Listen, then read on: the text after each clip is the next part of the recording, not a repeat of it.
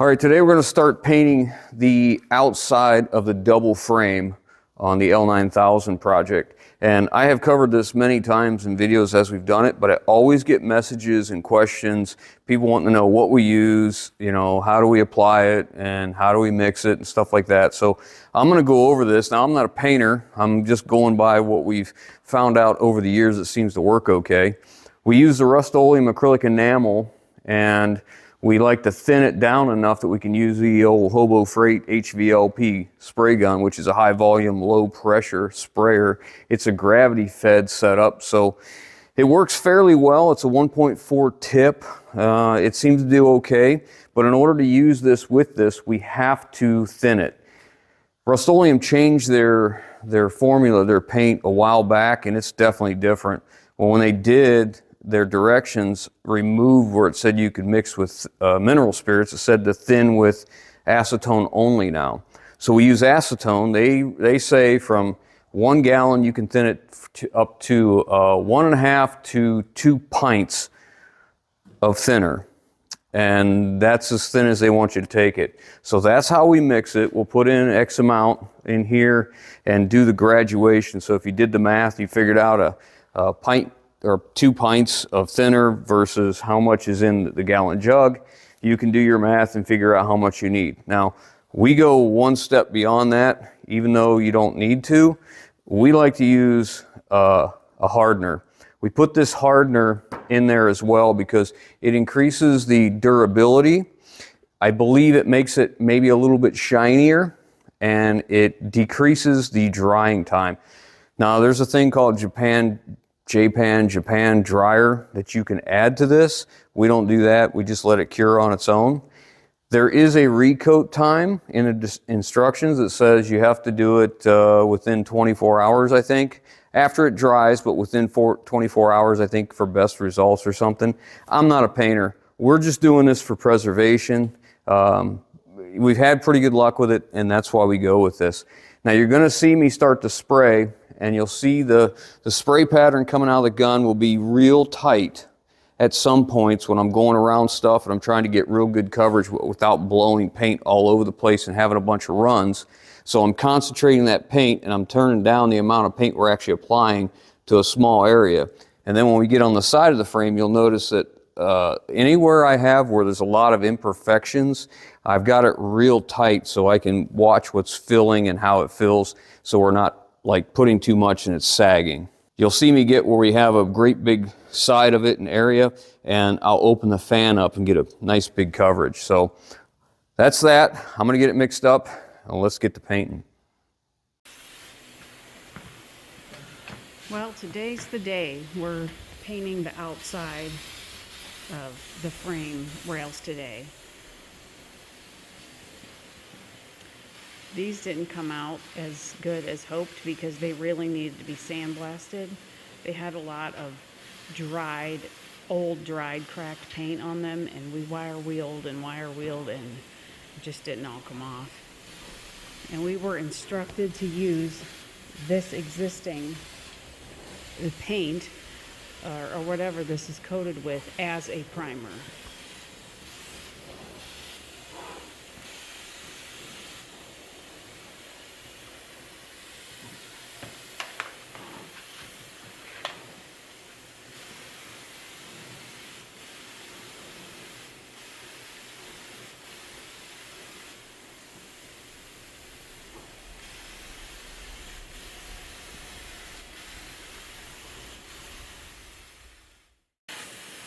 He's given the inside frame rails another coat, even though they've already been painted a couple times, but that way everything will flow nicely. It's all been sprayed at once.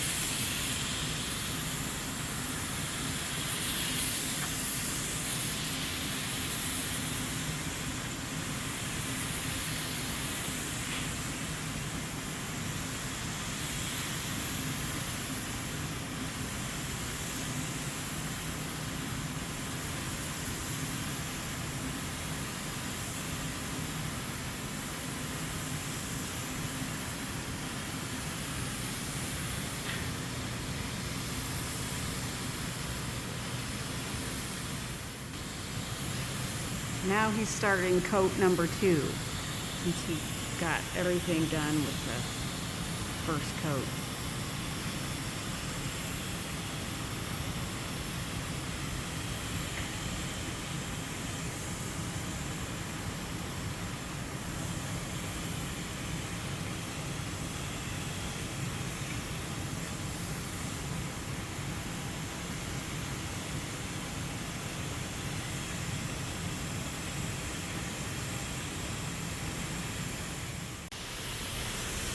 He's finishing up the last bit of the second coat.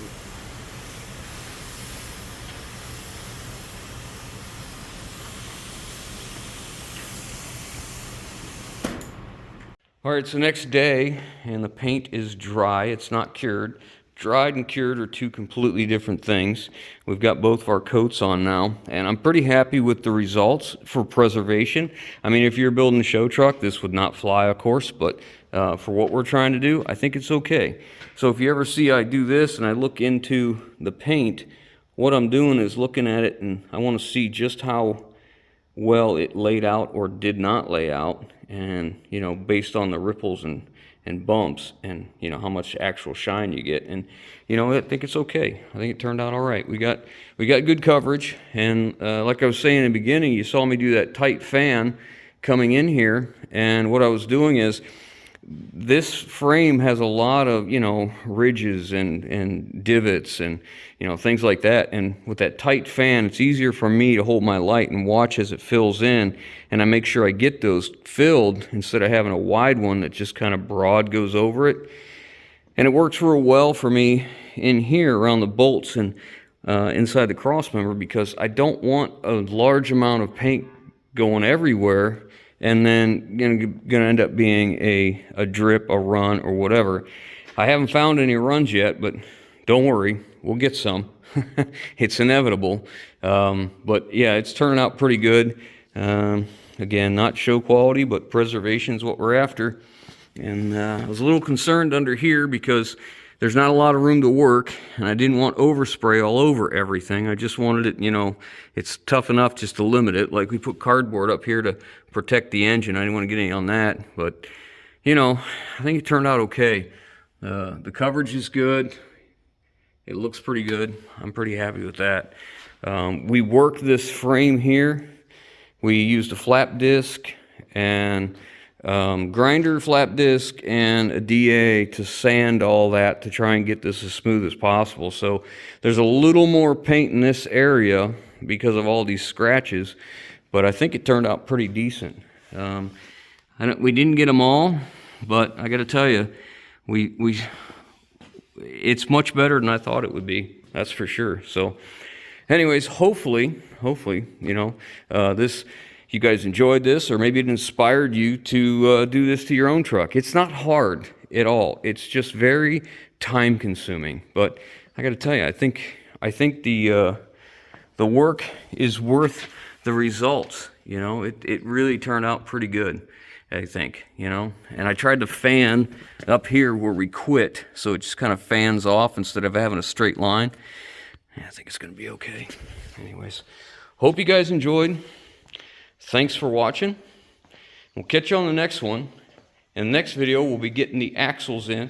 We're going to start cleaning them up, getting ready to prime and paint those. And once they're done, we can start assembly. We're making progress. Thanks for watching, guys.